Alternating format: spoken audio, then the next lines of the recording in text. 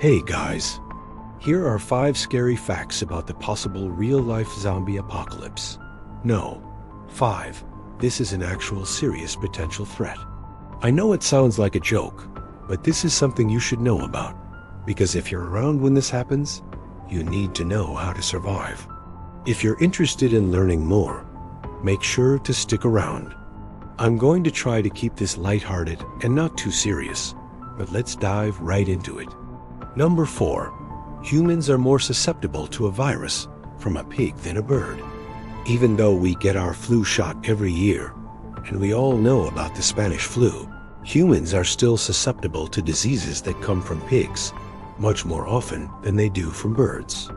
Now, between 2005 and 2016, over 300,000 people were affected by swine flu in the United States alone. And this could be a problem because one of the early symptoms of swine flu is a fever, which can lead to hypothermia if you don't have enough body fat. Let me explain what that means. When your core temperature drops below 95 degrees Fahrenheit or 35 degrees Celsius, hypothermia kicks in. And once your body starts shutting down, guess what? The virus inside of you goes into survival mode too. It slows down its replication so that it can lie dormant until your body temperature increases again. Now, this is where things get crazy because the CDC has confirmed that this virus can live in a person for up to 7 days before being expelled from their body. So what does that mean for the rest of us? Well, it means that if someone had contracted the virus while it was dormant, then it would just wait inside of them until their body warmed back up. And then bam, they're infected with the zombie plague. Not exactly what you were expecting to hear on a Sunday afternoon, right? But hey, this is why you subscribe to the channel, so you stay up to date on all things science. Now, you might be wondering what happens next. Well, let me tell you what happens in the brains of those who have been infected. Number 3, their brain will begin to eat itself. What I mean by that is that the cells in their brain will start to break down faster than normal. This happens because your brain needs glucose to function properly. And without glucose, the neurons in your brain start to die off. Now, this process usually only happens to people who have starved themselves or haven't eaten in several days. But if you have the zombie virus, it can happen much sooner. In fact, it can happen within 48 hours of contracting the disease. This is because the virus targets your brain and makes it harder for your body to send nutrients to your brain, causing it to starve. Now, this doesn't mean that your brain is actually eating itself. Instead, it means that the cells in your brain are breaking down because they're not getting enough glucose. But we all know what happens when you haven't eaten in a while, right? You get hungry. Well, that's what's happening to these poor people. Their brains are basically starving to death. And now you might be asking yourself, is this really possible? Could there be a virus out there that causes cannibalism? Well, let me tell you about a virus that's already doing that. No, 2. A virus that causes cannibalism exists today. It's called the Kuru virus, and it's a type of prion disease. Prion diseases are caused by misfolded proteins in your brain that cause other proteins in your brain to misfold as well. Now, normally, when you have a protein in your body that misfolds, it's quickly destroyed by enzymes. But prions can't be broken down by enzymes, so they just keep accumulating in your brain. Now, you might be wondering what happens when you have all of these misfolded proteins in your brain. Well, let me tell you. It causes holes to form in your brain tissue. And as you can imagine, that's not good news for anyone involved. Now, the worst part about prion diseases is that they're 100% fatal. Once you have them, there's no cure and there's no treatment. You just have to sit back and wait for it to kill you.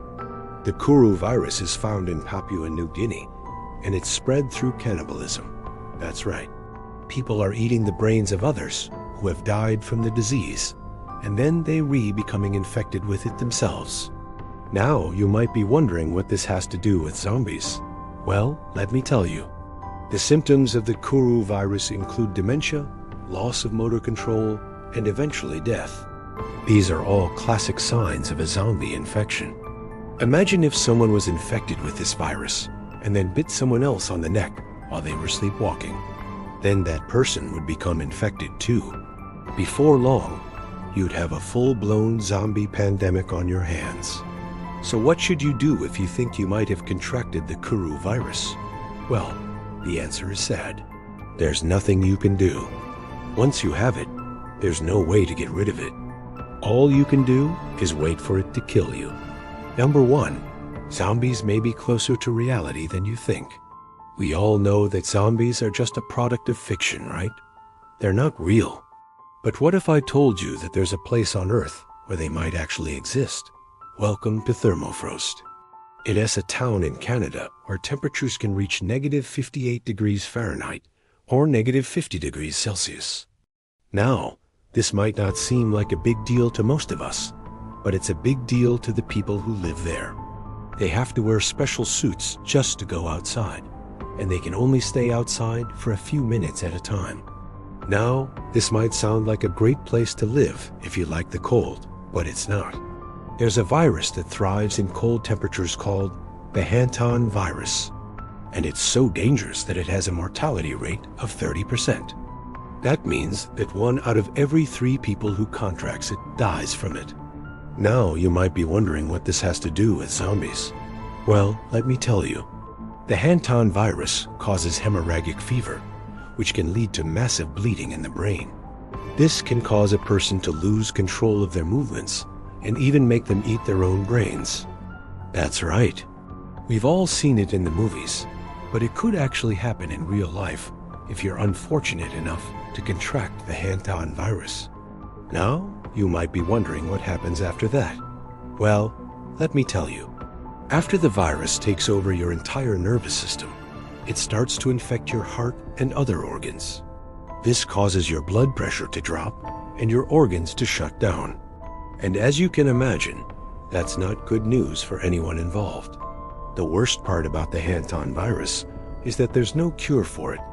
Once you have it, you're on your own. All you can do is hope that your body fights off the virus before it kills you. Now, luckily, this virus is only found in certain parts of the world, so we're all pretty safe. But who knows? Maybe one day it could mutate and start spreading around the globe. Then we'd really have to worry about a zombie pandemic. I know this sounds scary, but there's no need to panic. Just be prepared for anything. You never know when a virus might start spreading around the world and turn everyone into zombies. And if that happens, I want you to remember 5 scary facts about the possibility that one day there was a real zombie pandemic caused by deep freezes in Thermofrost. Thank you for watching, and make sure to subscribe if you want to see more videos like this. Until next time.